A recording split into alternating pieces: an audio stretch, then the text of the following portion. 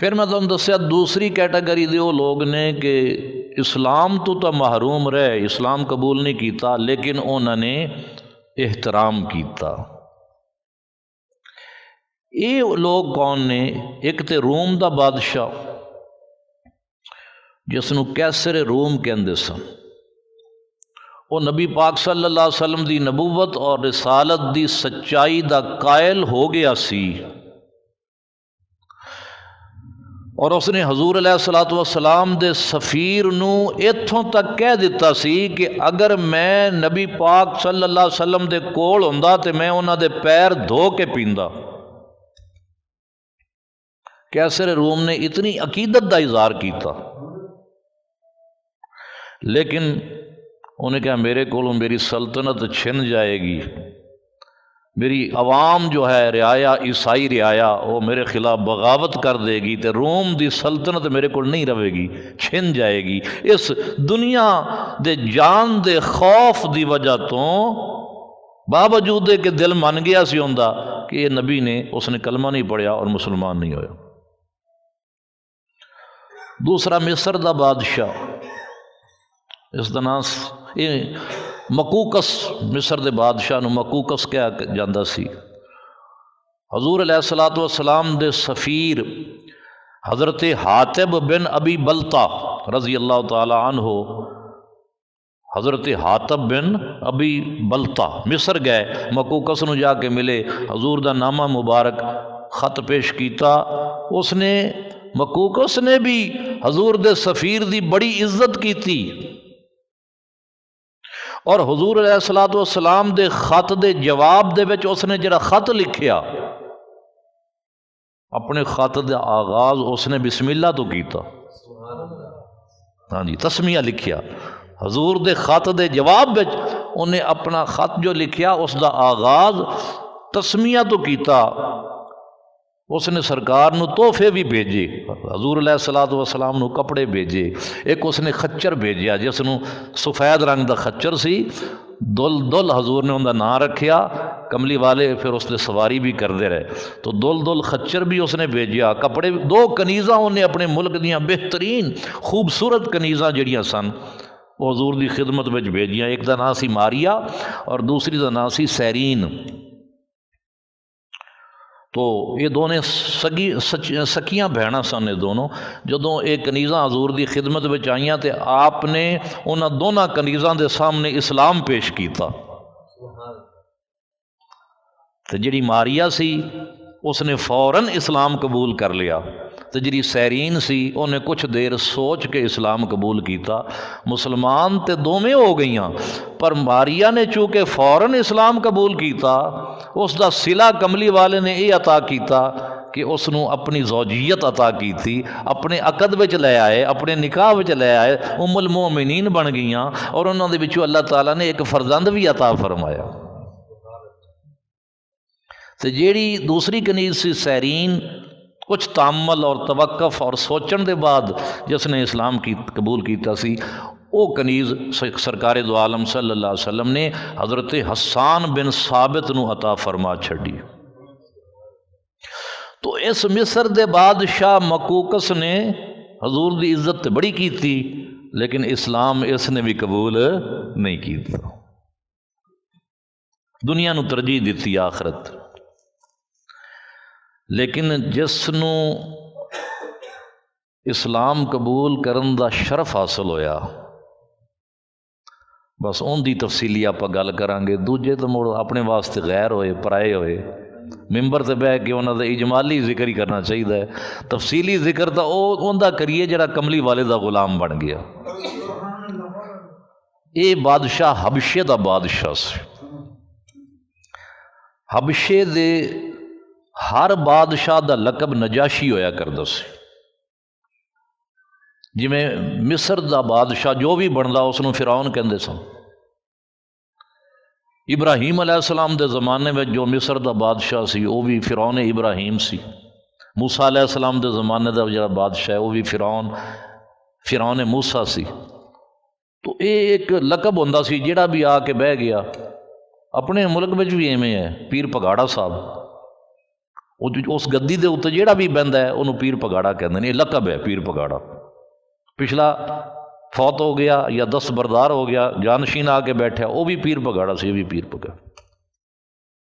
تو اسی طرح حبشہ ملک دے وچ جو بادشاہ برسر اقتدار آندا سی، اس نو ہر بادشاہ ہی حبشے دا نجاشی کہلاندا سی۔ کملی والے نے حبشے دے جس نجاشی نو خط لکھیا ان دا نام سی اسہم، الف صاد ہے میم، اسہم نجاشی۔ ان دے کول جڑے سفیر حضور دے تشریف لے گئے انہاں دا نام سی عمر بن امیہ ضمیری۔ انہوں نے جا کے حضور دا خط مبارک، یہ عیسائی بادشاہ سی، یہ جڑا نجاشی سی عیسائی بادشاہ سی، تخت تے بیٹھا سی، سفیر حضور دے ان دے سامنے پیش ہوئے، سرکار دو عالم صلی اللہ علیہ وسلم دا نامہ مبارک دتا۔ اس نے خط نو کھولن تو پہلے ہی خط مبارک نو پکڑیا تے چوم کے تے اکھاں تے لایا۔ میں سمجھنا جس نے ادب کرنے وچ اینی اخیر کر دیتی، پھر اللہ پاک کیوں نہ مہربان ہوندا تے کیوں نہ اس دے دل نو اسلام دی دولت عطا کردا۔ اس نے سب تو پہلے تے نامہ مبارک نو چوم کے اکھاں تے لایا، تاجی کھولیا نہیں، تے پھر تخت تو تھلے اتریا تے زمین تے فرش تے بہ گیا، تے فرش تے بہ کے اس نے خط نو کھولیا تے خط پڑھ کے کلمہ پڑھیا تے مسلمان ہو گیا، تے اپنی رعایا وچ اپنے اسلام دا اعلان بھی کر دیتا۔ سبحان اللہ۔ اور سید عالم صلی اللہ علیہ وسلم دا غائبانہ عاشق بھی ہو گیا، تے اللہ رسول پھر کسے دی محبت رکھ دے نہیں، وہ تے بڑے با وفا نے، یہ ساریاں بے وفائیاں اپنے والوں نے، تسی وفادار بن کے تا ویکھو۔ دنیا دے محبوب بے وفا ہویا کردے نے، جنی مرضی انہاں دی قدر کر لو، جنی مرضی انہاں دی نوکری کر لو، خدمت کر لو، لیکن جواب وچ بے وفائیاں ملدیاں نے۔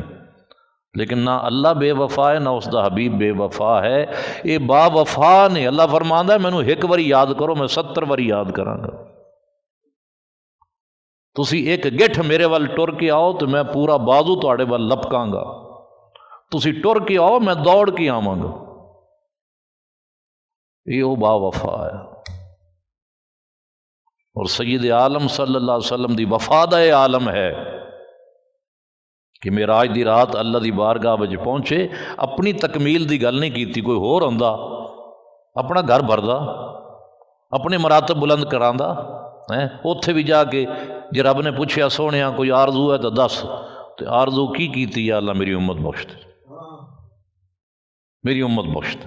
اللہ فرمانا ہے ما ضل صاحبکم وما غوا، اور تہاڈا بیلی آ کے تانوں بھولیا نہیں۔